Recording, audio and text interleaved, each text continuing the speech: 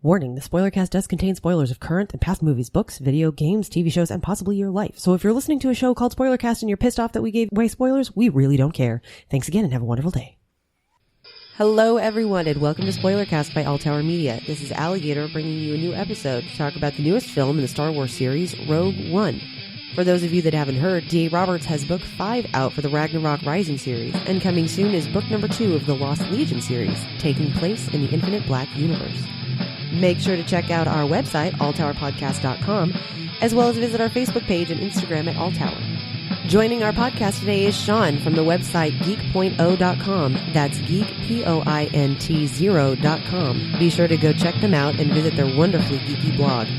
Be sure to visit our friends with Flick Freaks at all social medias except MySpace. Watch for Let's Plays with All Tower Media, Flick Freaks, and Spellbook. Oh, what's that smell, kids? Your shit's about to get spoiled. Hi, and welcome to Spoilercast by All Tower Media. I'm Roper, and I have a room full of people with me here. First off, I'm going to start over here with the brooding ever, Jareth. Fuck you. All right. How you doing today? Nothing? Smile, princess. Just the same?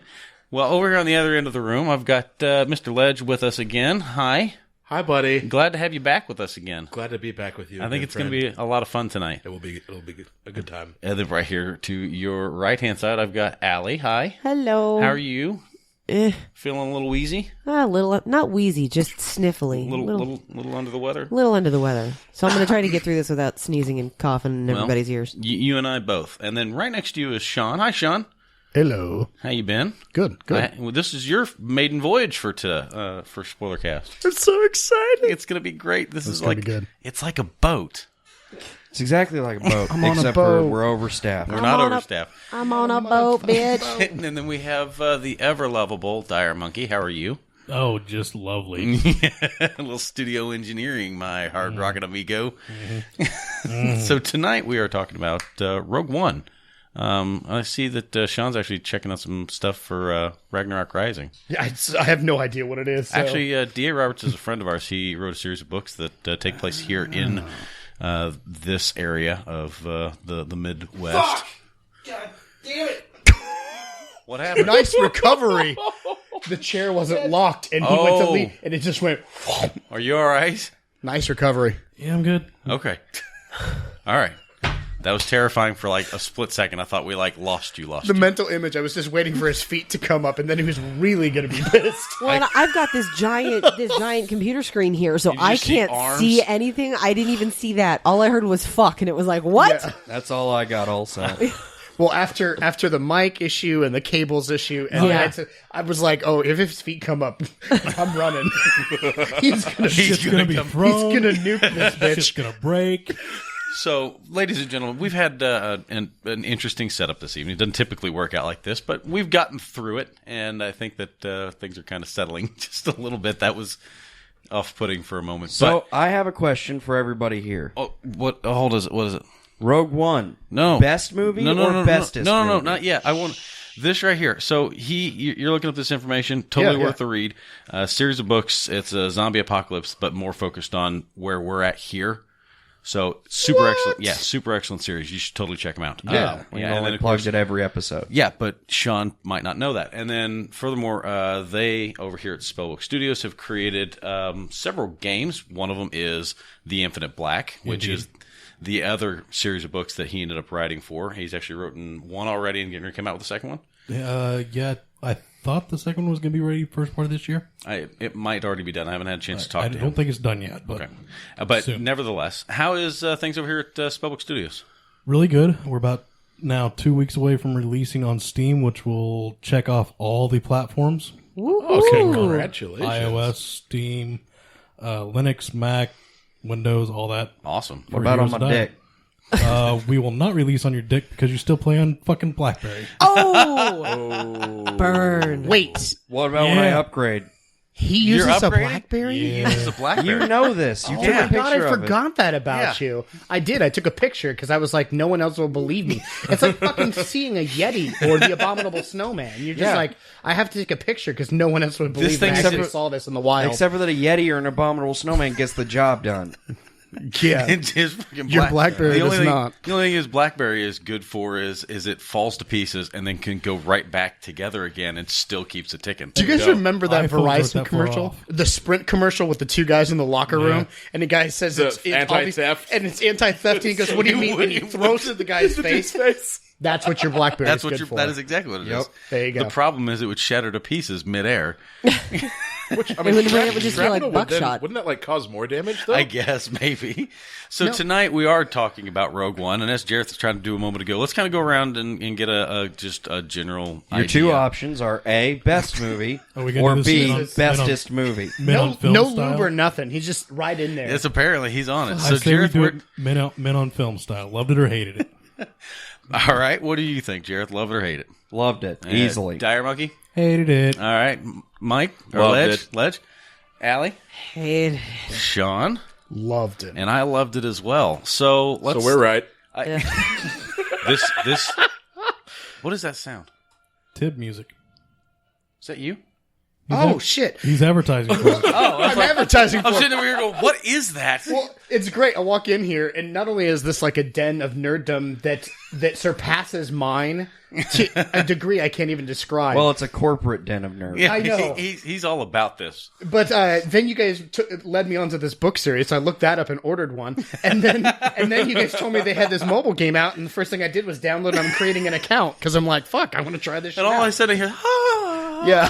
And I'm like, So, I'm like, wait, where's the music? Oh, That that's- would be some really good background music for That's our me. podcast. Just saying. As the argument is heating up, like Yeah, it's marching into battle starting. music. We're Just starting that- to go. That old chanting, you So know? let's start with Allie, since we might as well. Allie, why didn't you like fuck this is that movie? supposed to mean? Why didn't you like this movie? Oh, you just want to get my negative opinion out of the way so you guys can all All suck, right, fine. suck the movie's Fine, dick for a fine, while. Fine. Jareth, why did you like the movie? Well, see, that's actually a bit more of a difficult question than why I wouldn't like a movie. Okay. Because why do you like a thing as opposed to why don't you like a thing? All right, just march down the path. Okay, so the tone of the movie was good. Okay. It altered the setting of the films preceding it. Preceding? Preceding it. Preceding it. Yeah, okay. Yeah. Altered the tone of those in a way that I enjoy.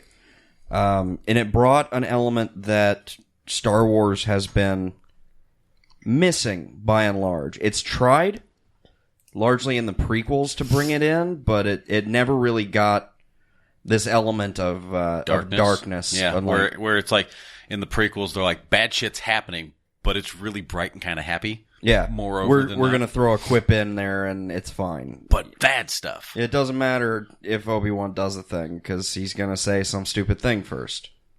Fair. So, Ledge, why'd you like it? Probably about the same as Jareth. Like, I don't know. It really kind of brought to the forefront the fact that, I mean, kind of what you were just talking about, that, like, there is a war going on behind the scenes, that it's not all about Jedis and pretty color laser swords and shit like that. like bad shit is actually happening and people are dying, and there are people who are being, like, indoctrinated into the Republic from, like, birth and, like, forced against Empire, their will. you mean? Or the Empire, Empire, sorry. yeah. Like, from birth, and are forced against their will, like, as soldiers, and that's all they've ever known, that's all they've ever, like, done, and, like, actually showing people, like, fighting back against that, and, like, breaking free from the Empire, and joining the Republic, and I don't know, it really brought an interesting, different aspect that Star Wars, like Jareth said, has really needed. It makes you realize that there are people in this world that aren't Jedi. Yeah, that aren't Jedi or Sith. And that's something that Jareth and I have discussed on a rather regular basis, is that Jedi are actually quite few and far between. Yeah, even during the Republic, I have no idea what that is. I can't make it out either. It's something on his palm. Anyway, so there but are not his dick. No. So there are actually very few Jedi that are out there. But we've been so enthralled with both Jedi and Sith on each side of this. That's the focus of the That's what we've been films. filmed. That's what we've been watching. This is like the first film we've seen that isn't really an over-the-shoulder following of either a Jedi or a Sith. Absolutely. Because, even before the rise of the Empire in Order 66, the 66, yes. one that killed most of the Jedi, Yep. there were like a couple 100,000 or something like that for a galaxy. Which still isn't a lot. So, like, if you imagine that there are trillions or more people in the universe, most of them are probably never going to have seen a Jedi. But they've heard of them. Sean, why did you like this movie? Because it was so un-Star Warsy. I think one of the things I loved about it was the grit to it. The way it's filmed, it felt in a lot of scenes, it felt very much like Platoon or any other like really well done war movie. Yeah. And I liked that. It wasn't so space opera-y. If that makes sense. And I don't mean not true to Star Wars. I think a lot of times I see people who get so ingrained into this, the uber nerddom of Star Wars needs to be something specific. It keeps the tone, or it keeps the kind of the aesthetic. Yes. But it doesn't maintain the poppy tone. Yeah, it's darker, it's grittier. I love the fact this is spoiler as fuck. Oh yeah, well yeah. Okay, We're talking about it. Absolutely It's the name love of the the show. fact that they didn't try to cherry it at the end with like warm fucking fuzzies. Everyone fucking dies in this movie. And I loved that. I love the fact that we got attached to these characters, and it's like, oh, by the way, bye-bye now. Yeah. And so that was one of the things that I truly enjoyed about it, and the grit to it. And I really love the way it complements A New Hope. This movie fixed so many things that there were issues with in A New Hope. You know, little holes, storylines. It filled in all the gaps, and I think honestly, this movie makes A New Hope a better film. I could see that. Allie, why didn't you like that now that we've made the lap? Okay, are you ready? Go. Because I got a few. Go. Okay. While I can agree with the concept that it was nice to get in touch with a universe where that wasn't focused on Jedi, where you are realizing that there are people in this universe, I didn't give a shit about anybody in the movie because they didn't do enough character development. When they showed the dad and the daughter and the mom all on that island and they're getting ripped apart because this guy come and the girl's got to run, there was no character development there. I don't know this family. I don't give a shit. And I'm sorry to say it, but when the Imperial guy showed up, the mom pulled a gun on him. So yeah, she got shot. Like, I feel bad that she got shot, but I don't care about this family. They could have taken several of the epic adventure scenes of the epic fight scenes or whatever, taken 2 minutes out of that and done some flashbacks, do some more scenes leading up to the family, what their life was like on that farming plantation, to show the bond, to make you want to care about the characters. When Diego Luna said somewhere towards the middle of the movie, or more, I guess more towards the end, he's telling Jin that, you know, he's done evil things for the rebellion and he's been part of it since he was 6. Why? What's your story? I have no fucking idea why you've been in it since you were 6. Tell me more. I want to know about this character. That line made me feel like I should care about him and why he's been in the rebellion so long, but I don't because I have no history. I have no backstory. And can we quit it with the wisecracking robots? Because, and the only reason why it worked with C-3PO is he was a protocol droid. It made sense. He was supposed to study human interaction and try to emulate it. Right. This robot was not programmed to do that. Yes, Jareth. Jareth. Droids in Star Wars are AIs. 1. R2-D2 wisecracks far more than C-3PO. Oh, He's a foul-mouthed astrogation droid who only does what he wants, does not do astrogation for the majority of the films. Yeah. You guys talking shit on me on the way? No, out, it's a picture Oh, of Jesus. It's a picture of Jareth sucking with a Kylo dick in Ren's his dick. mouth. Yeah. Kylo Ren's. Yeah. That's Okay. beautiful. All right. So But the droid in Rogue One, it does what it's programmed to do. At one point, he even says the line, "I'll be there for you, Jin. I was told to be." This is a droid that is not a sophisticated AI like other ones that we have seen. It doesn't have thoughts. It doesn't just have no sensor. It reminded me of Drax from Guardians of the Galaxy. No, he obeys. That doesn't mean that he's not an AI. Yeah, I starkly disagree. No, but that was specified in the beginning. It says that he was reprogrammed. Diego Luna says that he is programmed to say the first thing that pops into his circuits or whatever, but he's not. The responses are supposed to be Allie, hold on. programmed in. Go ahead, Jareth. He said that a result of his reprogramming was that now he says this. Yes. Because basically it's brainwashing, as opposed a person taking from the Empire, brought over, and was brainwashed to not be for the Empire. It's that, but for a robot. All right. Well, I still think that it was overdone. Like C-3PO and R2-D2. Well, you were going to say? I was going to say one of the things I loved about him is that he had an opinion. So often, 3CPO was just another subservient character, you know? And he was annoying. He made wisecracks, but everything he did was about subservience. Oh, we shouldn't do this. Oh, we shouldn't do that. Oh, we must be nice to the masters. He's, you know what I mean? And then you have R2-D2 and who's just like, fuck it. C-3PO is constantly looking at him going, C-3PO is constantly looking at him going, what are you doing? And he's like, I'm going to go do this thing. This is what I want to go do. R2's like, fuck it. This is what I'm doing. And I'm going to go plug into this wall and do a thing. Yeah, I love the personality. Because we started talking about C-3PO. K2SO? K2SO, yeah. I love the personality that K2SO has. I love the way he interacts. I love his insecurities. He's pissed off and he's mad. Jealous of she gets a blaster. And he doesn't. How come I don't? You know, he's got a personality. He sees what's going on around him and he's peeved because he's been with this guy for, you know, that's his droid. Yep. And now this chick's stepping in on, you know, and he's pissing in her Cheerios. Dire Monkey? When you mentioned K2SO or whatever his name is, getting the gun. Yeah, the blaster. I know you're not supposed to talk in movies. That's frowned upon. But when that scene came up and he got the gun, I actually said out loud, first thing popped in my mind is, ooh, Master's giving me a weapon. K2SO's free. Oh, God. Literally everyone around me busted nut laughing. Because that's the first thing that popped into my mind. That's pretty good. That's pretty good. Ledge, thoughts? Where are you at on all of this with the droids? I don't know. Most of my thoughts have basically been covered. Sean said it very, very well. Like, yeah, I love the fact that he does have a personality, and like, yeah, he is an observer and an active participant in the world around him, as opposed to like C-3PO, where I mean, while he does have his own opinions on things, but yeah, I mean, like it was all covered. He's very, very subservient, and he just grumps and whines all the time. So yeah, he contributes to the team. Part of that statement that we said just a moment ago is with his reprogramming. He specifies that he says with his reprogramming, he speaks the first things that comes across his circuits, which I asked Mr. John here and Jareth on our return trip from the Star Wars movie when we first went and saw this. I said, does that mean that there are things that cross droid circuits that they aren't saying? Probably. Easily. Yeah.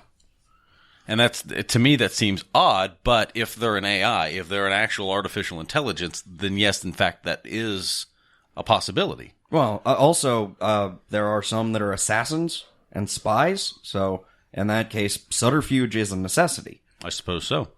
So being aware of a fact and thinking a thing doesn't mean that it needs to express the thing.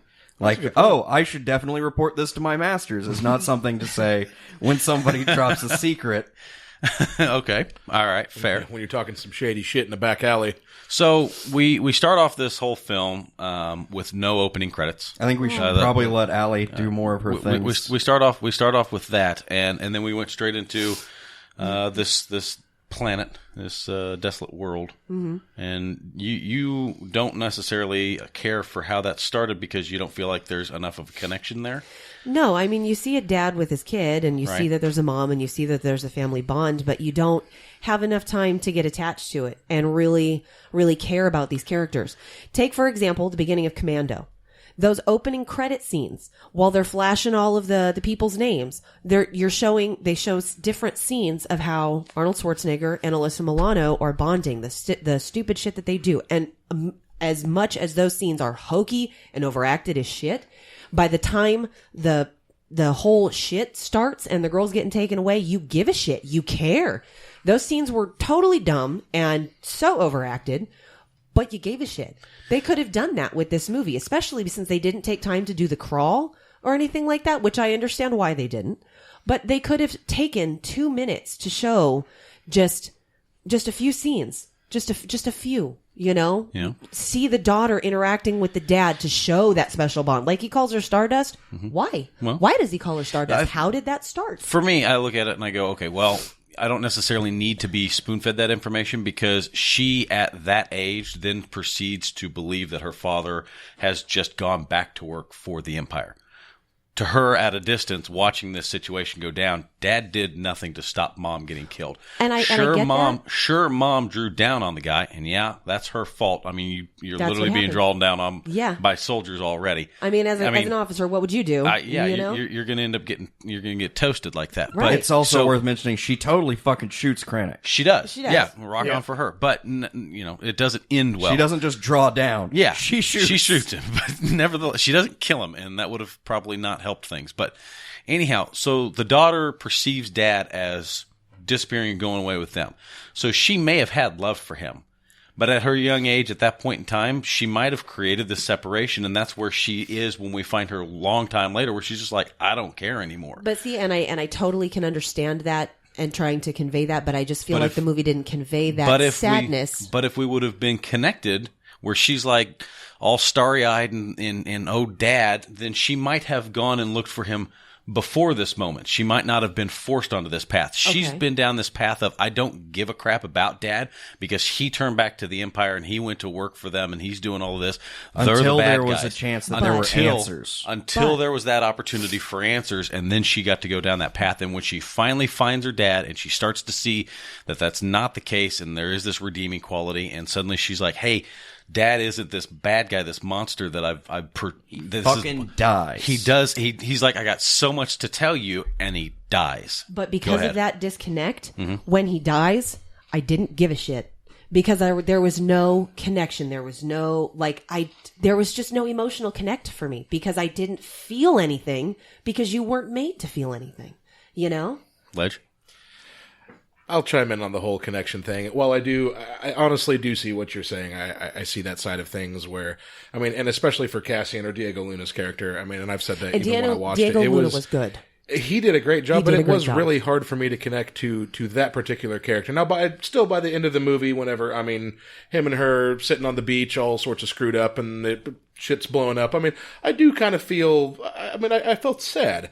The one thing that I have to say about the whole, trying to build a backstory, especially with a specific set of people in a movie like this, I really feel like that by not having some insane amount of time spent on, like, Jin or her father, I really felt like that allowed other characters to kind of step into the forefront, and it didn't seem like Jin was necessarily the main character You're right. as much as, and it Right. allowed, like the pilot, for an example. I felt like the pilot was a lot bigger role than he could have been if they would have spent 10 more minutes focusing on Jin. But that's and her another dad. character that we know so little about that I did not connect to. Another Fair one enough. that I had a major problem with was the monk that was on, was it Which monk? Jeddah?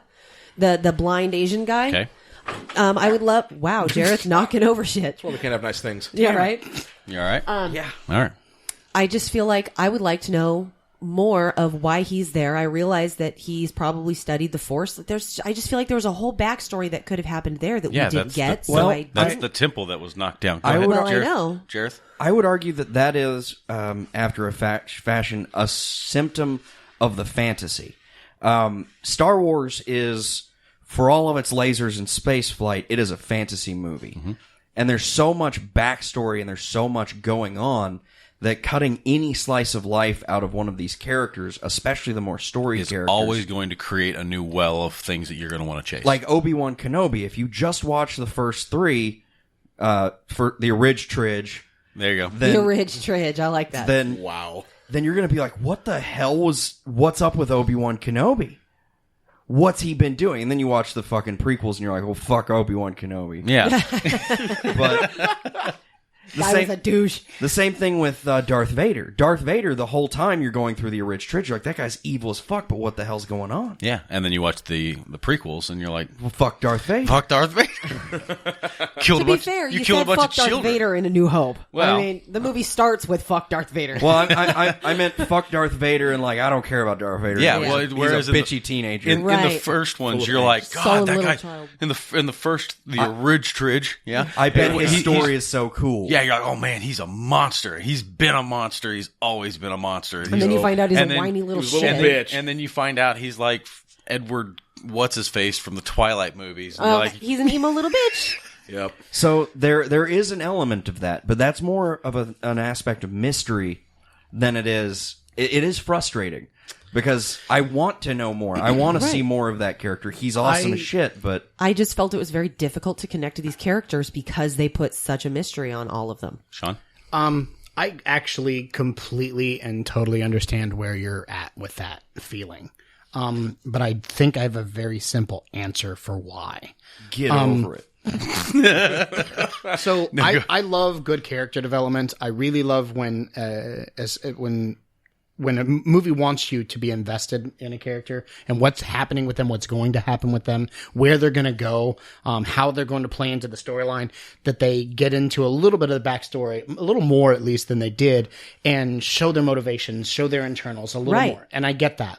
But these characters were set to die at the end of this movie. But it doesn't They will matter. not carry over. There isn't. So I see why they made the set, and I get where you're going. I agree. In some cases, it doesn't matter. There still should be more. They're set to die in a short amount of time. And a short amount of time. And I think that there was a sacrifice made there, both for time's sake and for development's sake, as far as carrying this into this, because it ramps up quick.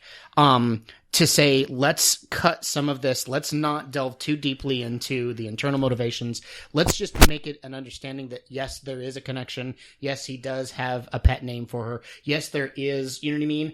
A family These things that she exist. comes from. They exist. But we're not going to dig too deep into it because we don't want to, once again, open a new well of things to be delved into and discussed and whatever, because where we're going with this is here, and this is what we kind of want to focus on. It would ultimately create more mystery. But the way that it was written and some of the lines of dialogue in the movie, you can tell you were supposed to care. It was supposed to elicit a feeling, especially when Diego Luna's telling her, I've been part of the rebellion since I'm 6 years old and blah, blah, blah, blah. But because there's no character development, I didn't really care that he'd been in since he was 6. It's like, okay, That's so true. there are several people that did. have probably been And in the they rebellion did use since that birth. as a way to try to propel What that makes- side of it forward, Right. and then you have no explanation. Well, and it's not even that. It's more the concept that, okay, so he's been in the rebellion since he was 6 and it's made him do some evil things. I get that. But what makes your story special? Because you're not the only one. Right. You're not the only person that's been part of the rebellion since they were a fucking kid and have done things that was shady and shisty. That's actually the point of his story, is that there's been a lot of people who have done terrible things. But the way that line was worded, you were supposed to care about him and the fact that he has struggled and that he is dealing with some self-conviction issues, but you just didn't care because you didn't know what his motivation was. I want to know what his motivation is for continuing in the rebellion and not just going into hiding. You see it right there at the very beginning of the movie. Whenever he's sitting here talking to a person who is clearly an ally of his, and he's trying to get information from him, the guy is hurt. And there are troopers that are right there, and he's like, it's okay, we're going to make it. And he kills that guy. Because he recognizes that what he's doing is for the greater good. Go ahead. What he's doing is for the greater good. But he has to do something what in his mind is evil, per se, because he's killing this guy. he's killing a friend. He's killing a friend. Yep. And so because he's killing said friend, he's going, I'm doing something bad, but it is for something bigger and greater. It's the end justifies the means. Correct. I wish that I was still in the room for this, because this point might hopefully change her mind. Perhaps. But she's not now. If you want to put a pin in it, you're welcome to. Yeah, fine. Who's your favorite character? How about that? Shit. It's kind of hard to pick. Yeah. I think it's K2, but You think so? I also really like Donnie Yen. Is that his name? Yeah. Yeah. Yeah. Chirrut Inwith. Are you one with the one with the Force? The Force is with me. Force with me. We all mumble it. So yeah. Yep. Who's your favorite character, Ledge? I'm kind of along the same lines. It's really hard to pick. I will say, especially after watching it the second time, one of the most interesting characters in there, one of the ones that I liked a considerable amount, and I really didn't notice it till after the second time of viewing it, is actually not the blind monk, but the blind monk's buddy. The guy with the crazy machine gun Gatling backpack. And it really was, and like Ali was saying, with the character development, I mean, problems that she has with it, and I understand, but I really kind of thought it said something. I mean, knowing where they were from, knowing that they lived on Jeddah, knowing that the temples had been knocked over and that they've been mining the crystal out of their home, and their whole entire way of life has been completely destroyed at this point. And Donnie Yen's character is still 100% faithful, sticking. Yeah, I am one with the Force and the Force is with me. Yep. And then his buddy is, laser Gatling gun backpack. The Force is a joke. You're a joke. Everything's a joke. She actually brings. I'm sure she'll bring up the point whenever we come back in and continue on this particular portion of the topic. She thinks that, and I'm not going to put any words in her mouth, that she has some discrepancies there with those characters as well. I think she's going to come back here in just a moment. Dire Monkey, we haven't actually heard from you very much. Yeah. What are your thoughts on this? On the movie as a whole? As a whole? Yeah. It was okay. It wasn't my favorite. It served its purpose, filling in some plot holes from the episode 3, whatever, or 4. 4. It was okay. Yeah. That's all I can say about it. Okay. Like, it didn't rustle my jimmies. Yeah. Didn't fizz me at all. So. Yeah. Who's your favorite character? Who's your Jen, least favorite character? Just because she's hot. You like Jen? All right. Yeah, Allie, gave welcome me back. something to look at. Thank you. All right, Sorry so about that's all right. So, Jareth, you want to continue on your point that you were getting ready to make? You wanted her to be in the room. So with the film as it is, and it being a By the way, this is where we were talking about Cassian killing his friend. Okay. And that portion there where he's doing something bad. with this being more of a war movie and less of just like a drama or an action movie, we're dealing with more subtle character development than just like, look, here's some photos of these people, living a happy life.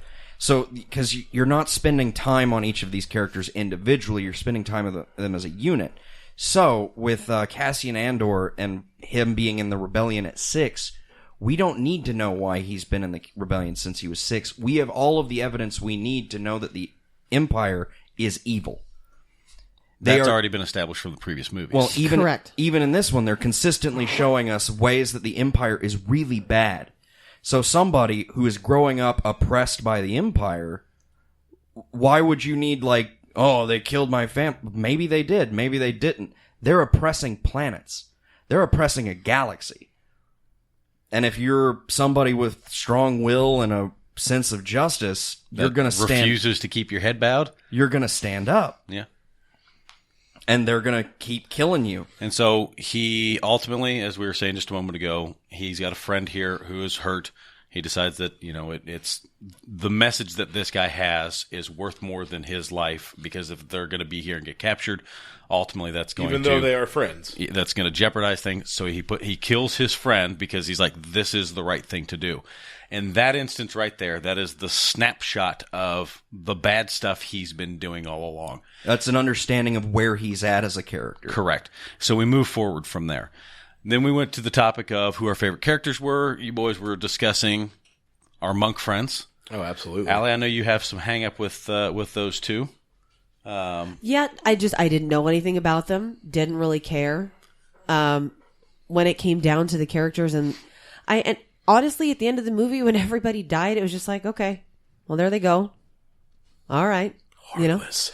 You know what? It may make me heartless, but there was no development. I didn't feel connected to any of the characters. I didn't do understand. They were kind you of like know? the Jay and Silent Bob of the Star Wars universe. Yeah, kind of.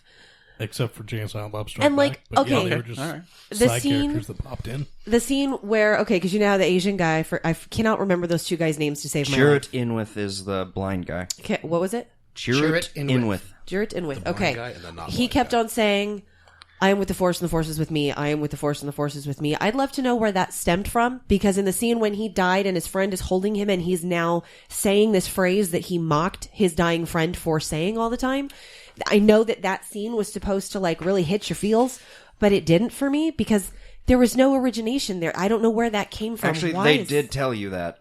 They were members of the Guardians of the Wills, which is an organization that worships the Force, that are not Jedi. Okay. They belonged to the temple on Jeddah, which was ransacked, and their people were killed. And then That's where they that blew up starts when we first get there. It's possible that may have been discussed when I had to take a bathroom break. in the prison section, just before when they're introducing themselves. Really, the blind one, Chirrut Inwith, mentions that they were monks, and Okay. tells And that- briefly that happened And that the bigger guy was the most devout of them all. before, Okay. until the whole thing came crashing down and he lost his faith. Correct. Okay. And So that's, that's a and that's prayer. because the Empire shows up and they're like, by the way, you all have crystals here that we're going to be mining out. you all are guardians that are taking care of all of this. You all stand in our path. They knock down their temple. And so now you have these Also, the Empire suppresses force worship, and anybody with force anything. abilities is hunted down. Well, and yeah, killed. because they have the power to stop them. It makes sense. Can we discuss for just a quick moment, though, how short Forrest Whitaker's timeline in the movie was, and how much that seriously bummed me out, because he seemed like such a fucking badass. I wanted to see what happened. I wanted to know more about him. Yeah, See, and that That's is a another one tragedy. that when he died, it was like that one made me mad, because it was like, fuck, that guy was awesome. Everything they tell you about Saw Gerrera is like, this guy is way over the top. Right. So with And all you with get a to see is him name using a blob to make the pilot retarded for 10 with, minutes. with the name Saw Gerrera. Saw Gerrera, yeah, you're like, Damn. Yeah. it's gonna be good. And then you find him, and he's just like, "You're a liar. He's You're all basically deceivers." On a fucking crazy. oxygen tank, because he can't breathe, with no feet. He's losing his No feet. He's losing his mind. He's turning into a robot. Yeah, I really wanted to see more of that character, because I want to know about the guy that is too rogue to fight with the rebellion. That guy, that's the guy that I want to hear he's a about. fanatic. Ledge? Yeah. But see, I feel like, and once again, I'm not arguing with what you're saying whatsoever, Allie, but like, when you're No, that's introducing... okay, argue. Well, no, I'm just... That's what we're here for. I understand the character development thing, and that, you want to know more about these people, but that's going to be an issue, especially when you're developing something in the Star Wars universe, something that has been... There's always the books. It's been fandom and has existed, since the 70s. Like, any time they introduce a new character, especially in a giant blockbuster of today, like, And someone's gonna of course we want to know. I want to know more about everyone there. Right? Immediately, Now- that's going to happen. The problem is you're not going to chase down every one of those leads, Exactly. because eventually you're going to get to one of those storylines that's just boring, and it's not going to do any good to move the story forward. When Jen's story is she trained with Saw Gerrera for 10 years, from 6 to 16 before he abandoned her. Straight up and you saw abandoned her. nothing about that? Yeah. You have no idea what kind of training? yeah. He says she was one of his elite, like his best soldiers. So we can assume she did some fucked up shit if the rebellion's like, he's too fucked up to Right. be involved with us. So Right. it's implied. We don't necessarily have to see it. We don't have to be spoon-fed that information. It's part of the mystery, like we were saying just a moment ago. Sean, you've been quiet for a moment or two. You have thoughts on this particular subject? No. No, nothing? No. All right, so then I have another question, I suppose. You guys got the opportunity to list off your favorite characters. Do you have a favorite character, Allie? Actually, yes, I do, and it will probably surprise you. Who's that? Tarkin. Yeah? Yes. Awesome. Do you want to know why? Yeah, go for it. Because the CG was amazing. Yeah? Whoever they got to voice act him was fucking spot on. That was amazing for a guy that's been dead for umpteen years. I thought a good point. I thought that was fucking flawless, and thought it was good. they emulated his character from the Dig very fucking well. Yeah, I thought it was pretty very fucking well. I believe that the guy who voiced him is also the guy they got to do his Body double. body double. Yeah. Oh, Really? Okay. See, I didn't know that. But Yeah, he either actually way, looks I watched a kind of featurette like on that, how they did him. Yeah, he actually kind of looks like him. Yeah, I didn't want which you is why guys they to. use him. I didn't want you guys to think that I had like nothing but negative things to say. No, I do no, actually no. have a couple good No, points, no, but it's- that was very, very well done for me. Ledge? There is one thing. Go. I just want to hear Allie start off on the rant, because you had mentioned it briefly Go. earlier. You were Jareth. The don't choke on your aspirations. Oh my God. Let's hear it. I want to hear Darth it. Vader is not a hokey one-lining character, and He the actually Darth Vader is. okay, but hold on. No, his one-liners are dark and menacing, not hokey and dumb as he's choking somebody out. That was too dumb for me. Almost all Also- of his one-liners are in dark moments when he's choking someone out. Right. I find your lack of faith disturbing. That's true. Right. Was a dark joke. But I thought Your apology is accepted, Captain Nita, as he kills Captain Nita. Okay. I thought it Allie, was go ahead. just. I thought it was just Okay. very hokey, very dumb. I also had a problem with the costume. It was clearly not the original costume from the Dig, and that bothered me. That Tridge. plate, whatever, on his chest, what's supposed to be like a panel for his suit, was moving and swaying as He he just walked, got and out of the tub. I know, and that's another thing that I had a problem with. The only time that you hear the is when he's in the tank, not attached to his fucking mask. That bothered the shit out of me. And James Earl Jones' voice, whatever they did to it, did not sound the way it did in the Tridge. So that bothered the hell out of me too. I feel like they took Darth Vader and bastardized him. Shit on him. And I have Darth Vader's fucking TIE fighter on my foot, so it really bothered me. It's a tattoo, folks. Not it's a tattoo. Okay, so She doesn't have it like grafted on. it's the whole TIE fighter. That would be bad fucking ass though. You'd never be able to move. It'd just be huge. True. So what if I just took a panel? So my favorite character is actually the pilot. And That poor bastard. I know. Okay, so He's the only good character. Okay, so and this is an argument that or a thing I want to chase down real quick here. Of them all of the characters for the Rogue One ship, the group that's there, all of them have their own selfish reasons for doing what it is they're doing. Jyn is clearly trying to seek out answers and to clear her father's name. Clear her father's name. That's correct. You know, the two monks, they're fighting back for their knockdown temple and literally their home. Yep. And their way of life. And their faith. Their justice and their faith. So they've got those things going for them. You've got, Cassian Andor. Cassian, and he's in this because this is, for him... This is his life. Yeah, this is what he's been doing. This is who he is. But he also sees this as, this is a way for me to redeem myself for all the dark shit that I've been doing, is to actually go in and see this to the very end. Whereas and of course, the pilot started off in what we can only imagine to be probably a lucrative position. Yeah, he's just like... He's a pilot for the Empire. He runs cargo. He does a freight nothing. Pilot guy. He's just like, So here he is. He's freightering things around. Basically, he has a government transportation job. That's his job. Which would be a good paying. Yeah. So he's not. I mean, and so he gets health insurance must. He be gets awesome. converted. He gets converted by Galen, and so who's like, what we're doing is wrong. Yeah, and he's like, you know what? You're right. You are right. We are wrong, and I want to help. And he's like, here's how you can help. And he gives him a task, and he's like, hey, I got a safe place for you to take this information to. And the first place he gets sent to, he gets freaking tortured. And he's like, I'm here to help. I'm trying to do what it is that I was sitting here to do. You didn't find that? I gave it to you. Yeah, he's like, I'm doing the right thing. Yeah.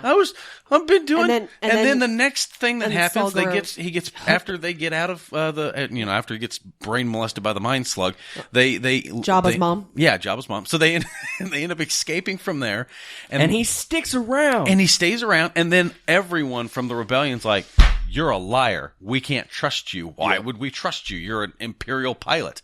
And he's like, what? And he sticks around. He's like, I want to help. Yeah. I want to keep helping. This is my only way to make right what I've done. And he's done nothing. He's done nothing. He's just been a pilot. Short of like drove shit from... So you don't know what he was a pilot for, what he was... They called him a freight pilot. Yeah, they call him, yeah. So like the Best Buy on Tatooine to the Best Buy on Kashyyyk. What about the guys that drove the train to the concentration camps? Perhaps, maybe. Maybe he was doing shit like that. Maybe, but if he's going to the location where Galen is, I doubt very seriously that's the case. He was probably bringing in kyber crystals. That's probably the case. Especially with the focus of the movie. Right. So, and I'd like to get to that in just a moment, but with this particular character, as I was saying just a moment ago, he keeps doing what he perceives to be the right thing. When the captain's like, hey, we're going to go up here and look around, when he's actually going up there to snipe Galen, and he's like, I thought we were just coming up here to look around. Aren't we going to go find a ship? And he's like, I'm going to keep looking around. You go find a ship. And then he just goes off and finds a ship. He does Good it on you. He's like, by himself. He's like, this is the task. This is the job I was given. I have to do this to be good. And so he goes and gets a ship. And then they all manage to get out of there. Sure, things kind of went down the path and ended up well for them as well. I mean, well as well. I wish we had those scenes where he successfully infiltrated the base. He goes and gets a ship and leaves. But then at the very end of it, he's like, okay, I got to get this array hooked up and everything's going to be fine. And he runs in there and he's like, yeah, this is for Galen. And then a grenade comes in there. I felt worse for him than for everybody because I'm like, you're the only one that it's like you're selfless. You're a selfless human being. He wasn't my favorite character. I loved him. I loved him. But you know what? I have to agree with you 100%. I loved him. When that grenade went in there and he died, I felt that more than any other character. I was like, because he has that moment to look at. Because I'm looking at it, I'm like, this fucking guy, dude, like, he's been through some shit. Can he not catch a break, for fuck's sake? I'm like, come on! I wouldn't say that it made me feel sad, because again, there was just no character development for me, but that was one of the couple moments where I was just like, oh, damn. Yeah, like, I was like... He just got it hooked up. Oh my God. Give him He just ran his ass off and fixed the problem. Give him a breather. Let the man have a cigarette and relax before you blow him Why up. you gotta die? I was like, man, my heart hurts for you. Like the first time I watched it, I felt really bad. The second time I watched this movie, I was like, God damn it! I just love you so much. Nice. He just the whole time he's like, I'm just trying to do good. I'm just trying to do good. That's all I'm trying to do. He's only ever helpful and forthcoming. That's true. He's never deceptive I or love mean. him to death. Okay, so back to the crystals. Jareth, that means that the Death Star Basically is firing a Giant lightsaber. is a giant lightsaber. Yep. It's a force nuke. It's not a regular nuke. It's not just a force giant... nuke. I like that. Which is terrifying in the implications. Yes, it is. Yeah. And it explains the massive devastation. Now, there have been other instances in the extended universe, I guess Star Wars Legends now, Yeah. where entities or objects have been capable of planetary destruction singularly. Because obviously a shitload of ships can still blow up a planet. That can still happen. But like one thing or one You get yourself person, a couple of superstar destroyers on a single planet. It'd take a few minutes. a couple hundred, actually. Well, you know. Yeah, but it's always through the Force, and the implications are always horrifying. Like whenever I think it's like the mass shadow drive or some shit blew up Malachor 5, it created a tear in the Force by doing it. So imagine the ramifications of the Emperor, who's obsessed with prolonging his life through the Force, developing a weapon that can destroy life with the Force. What if he's stealing life with the Force? Allie, go ahead. I was just going to say, I do like the fact that they didn't just start out with the Death Star exploding full planets. That this movie, it was cities. And that gives you an idea of how much development, how much change is between Rogue One and A New Hope. Showed the testing. Yeah. I liked that. I thought that was good. Single reactor. That's all we need. Just a single reactor, please. Yeah. Also, how many reactors does it have? Right? Ledge, you have a thought on any of this business here? Not a whole so lot? much. Sean? So much. You're drawing a lovely picture of That's No Moon. It's my anus. Oh. Actually, when they took out the city, that was another moment where I was like, "Fuck," because it Is that wasn't wall of... when we saw Tatooine blow up, Vader was proving a point. Alderaan. Alderaan. Sorry, when Alderaan went up, Vader was proving a point. You know, there was vindictiveness to it. He's being basically a super dick. In this instance, it's fucking product testing. Yeah. And they wiped out an entire city. And to see that there was such a lack of emotion, they're just going through the motions of testing equipment, you know? They know what it does, but it's like, They don't whatever. care that people are dying. Exactly. Those aren't watching that people city to them. go up was, and by the way, that was fantastically done. So good. I know the whole movie looks good, and seriously, let's face it, there's been 600,000 movies that ILM has done work for, so everything they do is amazing, but they looked so amazing. That wall the way of they did it. debris, that Yes. like That just keeps nova rolling of... over. Yeah. That did look So insane. I appreciate where what's the director's name? Garth Ennis? Sure. I appreciate where he's sitting up there and he's like beautiful. And then the very end he's like the first person to get hit. Gareth something? I don't remember. He's pulling it up right now. Good. Could I you think Garth Ennis is a different thing. would you scroll up? Thank you, Dune, to the list of names. Thank you. Yes.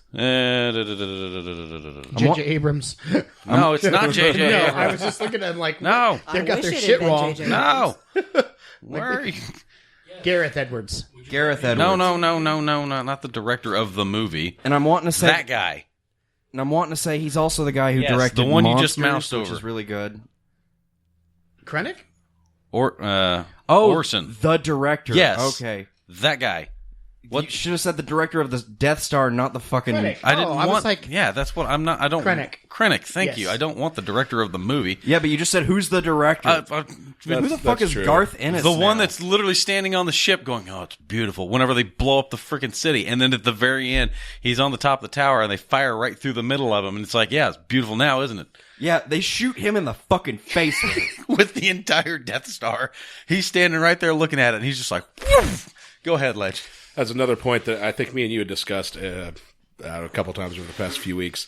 Yeah, I love the fact, along with, bringing into play that this is a war. And kind of all the things that we have discussed that are, as Sean said, like not Star Warsy, like really more of a war movie. Yeah, it's a human war story. Absolutely. I love the fact that, and especially throughout the Tridge, like we're brought up to believe that like, or just kind of shown that like stormtroopers are just stormtroopers. Like they're not people in the original trilogy. They're just stormtroopers. You don't see them take a helmet off and like they're so expendable and they have shitty aim. Absolutely. I loved seeing, especially in the higher ups of the Empire, whenever Krennic went over Tarkin's head and went straight to Vader. I loved that aspect. I love that they showed that.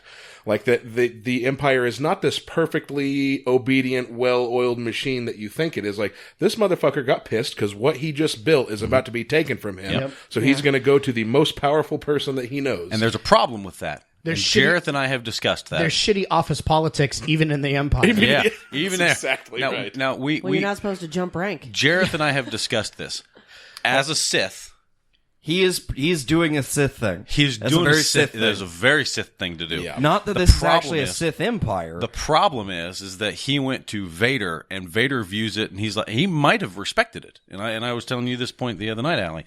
He might have respected it. The problem is he's looking at Krennic going, if you're not strong enough to step up and take do it something yourself, then I don't care. Yeah, because he's basically going to Vader, and he's like, give me this thing. Give me this thing. And he's like, take the thing. And he's like, I can't.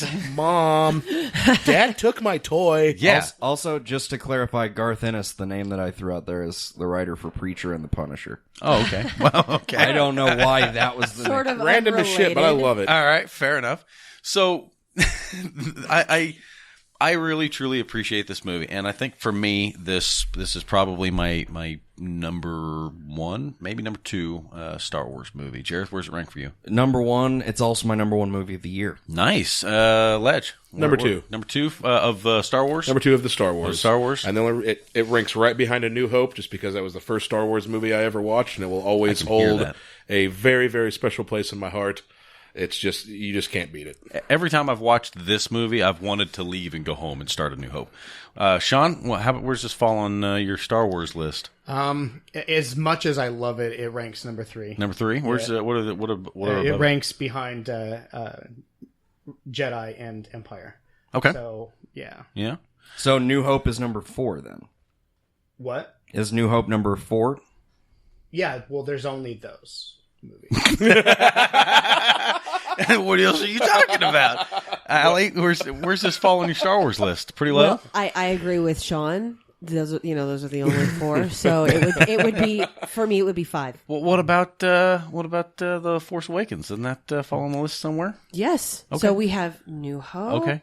Sean, does Force Awakens 5. not show up on the list? Force All right, there you go. He wasn't. He was only for counting. me- New Hope is actually in the last place for me. So it's 5th. Really? See, Wow. New Hope is my number 1. Yes, Hope. thank you. Same here. New Okay. Hope is my number 1, and a lot of people are there. I know there's the ongoing argument between Empire and Jedi, which one is better, and both of them are supposedly better than New Hope. But you know what? You wouldn't have either one without a New Hope. New Hope. Foundation Good point. work. Good point. Dire Monkey, what's your where do you list this out at? I'm going to stand out from everybody else because Force Awakens is my number 1. Nice. And I placed this my number at 2. 3, maybe a close 4, Yeah. with New Hope being at the bottom of that list. Bottom of the list. So Fair enough. probably comes right before that. I Wait, liked. bottom of the list of 5 or bottom of the list including the prequels? Bottom of the list of the good ones. Okay. Because the prequels are just scraping the bottom. Because like of if the you barrel. were like New Hope is like behind Attack of the Clones and everything. Phantom Menace, Phantom Menace is my favorite, bro. Misa think a Gungan No. should skull fuck you for bringing up any of the prequels. No. Get out, Sean. Seriously. As awful as they are, No. we can't ignore them. We have to. Gungan life no. matters. Now that we have The Force Awakens, we can ignore the prequels because there's no connection there. So If we pick and choose the content in the series, Yeah. Chlorine then at what doesn't count. at what point is canon viable? We are now referred to as cafeteria Star Wars peoples because we're picking and choosing the parts that we want and leaving everything else behind. That's Now, right. so the thing is, That's is fine, that though. We live in the Bible Belt, and churches around here have been doing that with the Bible for decades. Cafeteria You Christians can are choose whatever suits your needs. cafeteria Christians are a thing, and this is similar in nature. So, nevertheless. We're about 5 minutes out from the end of the episode, so we're gonna do some of the final clothing things. Go right ahead. The one moment that really did elicit extreme emotion for me was one word: What? hope. When they showed Carrie Fisher at the end, Actually, I I cried. said hope. I do want to talk about one That thing broke first. my heart. I would Go. like to get everybody's opinion on the Darth Vader fuckfest. I was just going to say, All right, so how did we get through this without talking about the well, it's the end. That's why. 'cause possibly it's like, the best scene? Okay, Yep. so here's the thing. God, it was I so know, good. I know this movie could have gone without Darth Vader. Yes, It could have happened, No. but no, it could have. No. It could have. No, the fanboy in me needed that moment. Okay, and that's fine. Sure, they reached over. I and needed they, to have to change my pants when I got home. All right, and that's fair. I understand that there are people that are like, I have to have it. It's super good, and I do not disagree with that. I am myself very appreciative of the fact that it is in there, and I loved it because he was wrecking everything. It is the only moment in any of the films that we actually see Almost full charge. Well, that we even see any Force wielder, let alone the Darth Vader, as a fucking act of nature. Yeah, because He he was just an as soon as that door was open, Shit's done. he throws his arm forward and pins a guy to the ceiling and Cuts he just him in half. Yeah, he cuts just him in half as he keeps walks him there, under him. and he's just like His and he's just- lightsaber never stops, but he's not spinning and twirling. Yep. He's just deflecting bolts. He's That's using true. You know his what? force powers That's constantly. the magic of ILM. If you actually saw that with the special effects, that is literally Vader's dick that he's murdering these people with. 'Cause that's how badass he is. just walks he can up- whip that bitch out and cut fuckers the in half. door doesn't open. The one guy's trying to pass something through, and he harpoons It's him. called- And it's then the called a door force opens. cross. And then it opens across the guy, and he's just like, "Brah." It was so terrifying. It was such an ass beating. What was- that for a moment I was like, actually, like the plans are screwed. No, What movie am I watching? Actually, I can't disagree with you. I 'cause know. As I was watching this, I'm like, Oh my I'm God. watching these guys struggle with the door, and I'm like, you Oh my fucking God. buffoons! There's no way You're How never did the- getting out of there. Like you're gonna someone's die. Gonna have to explain to me how in the fuck the plans got to art to delay It's like, it. I don't know. Because seriously, you motherfuckers are gonna die. And they did. So, what was the meme you were telling me the other day where Star Wars was like, "Hold my beer"? Oh, Was God, it? I can't remember. Was it Deadpool? I can't remember. There's some movie from earlier where they're like, top these action scenes in Star Wars in like 30 seconds. Like, hold my Hold my beer. beer. Time out. Go for it. I never did my favorite characters. So Jin, I want to say Jin is my favorite character, and for one reason alone. Go. Like, Carrie Fisher was always this amazing force within the movies, and she's just this great character and just an amazing person. But she was always sidelined. She was always secondary. She was there to support everything. She was incredibly important. And I'm not hopping on any feminist bandwagon, but it was so But Jen awesome was to see awesome a on her truly own, yeah. fucking epic, badass fucking chick. You know what I mean? Leading the charge to all this. That's a good point.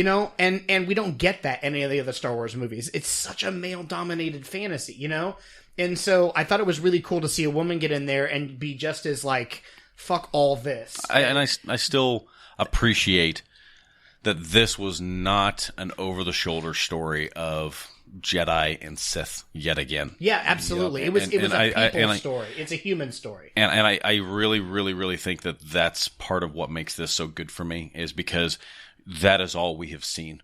That is what we have been focused on is the struggle between Jedi and Sith. It bridges the gap between the fantasy better. However, I do agree with Kylo Ren's assessment of the movie. Where the fuck did the scene go with her and the TIE fighter?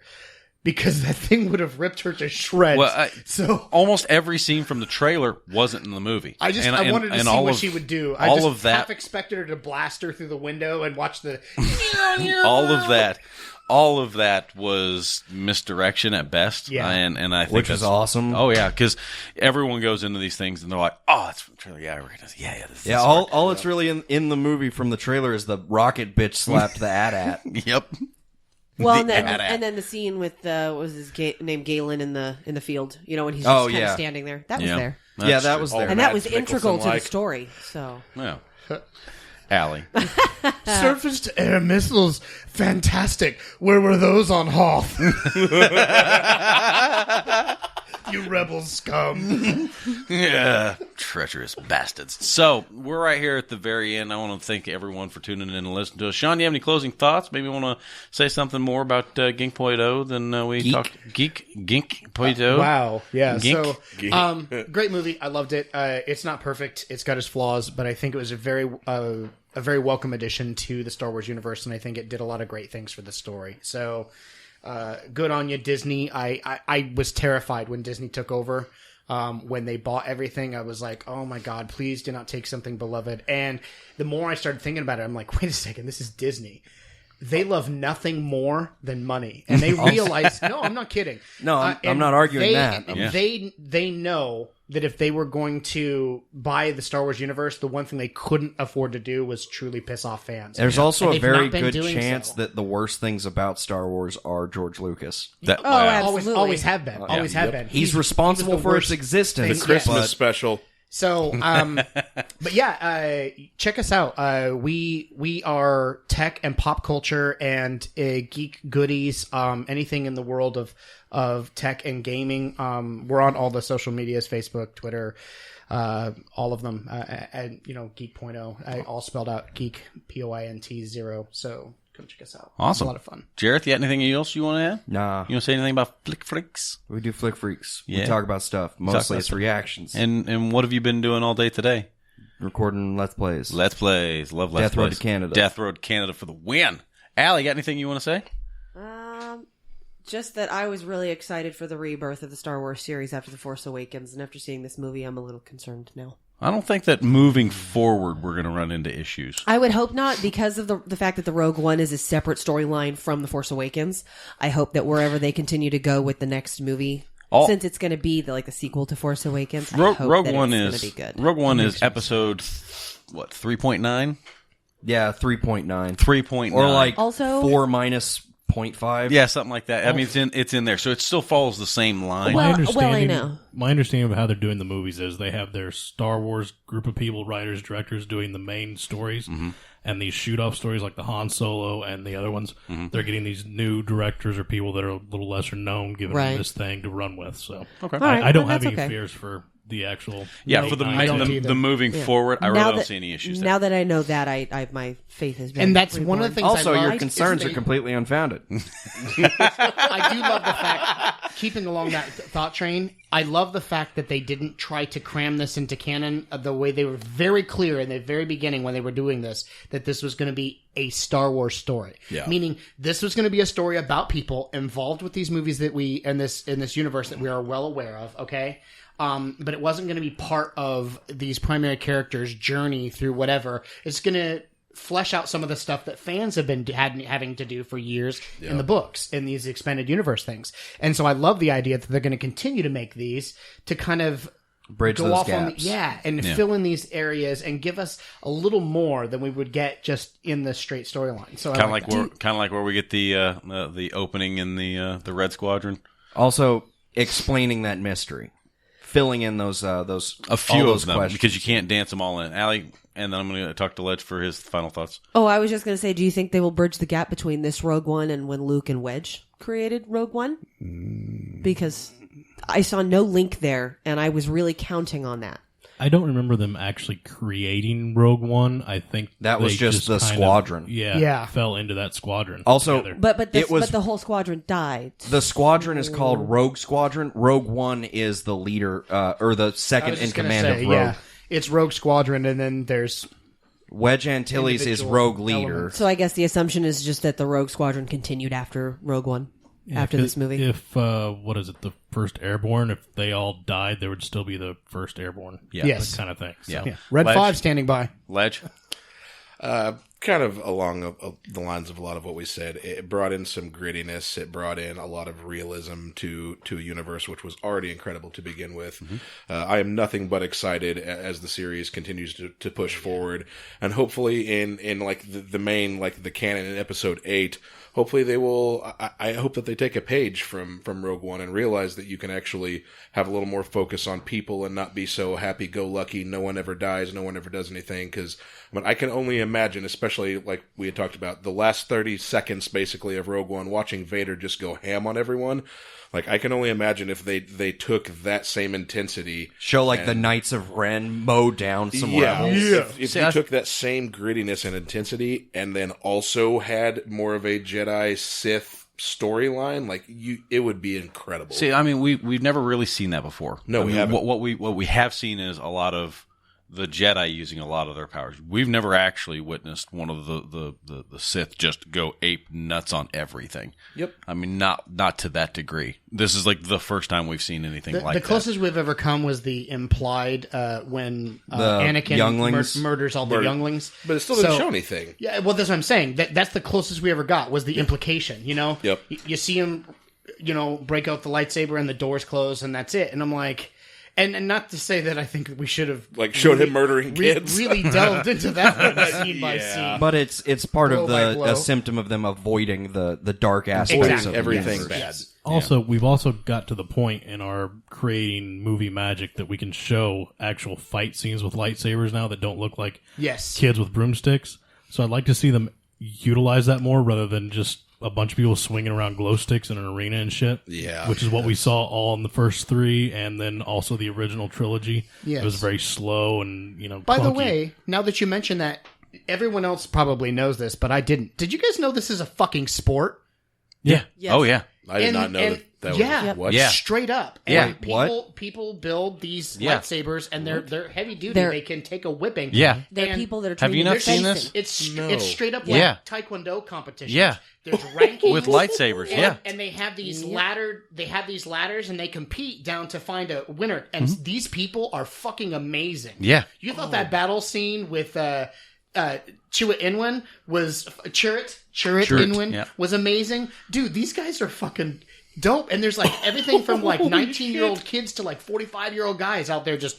Dude, I'm like, yes. I know exactly what I'm going to be doing whenever I go home. If I'm not mistaken, I believe Shit out there of is, this. there is actually an academy, or they're going to start one. Yes, yeah. Yeah. And I don't know how wide that's going to spread, but I would just love found it this out if like it would 2 be months ago, so- international, nationwide. I'd love to go to that academy. That'd awesome. be fucking awesome. All right. Well, I they think have right there is scholarships? probably a good place for us to chop off the end of the episode. I think we've covered most of this pretty well.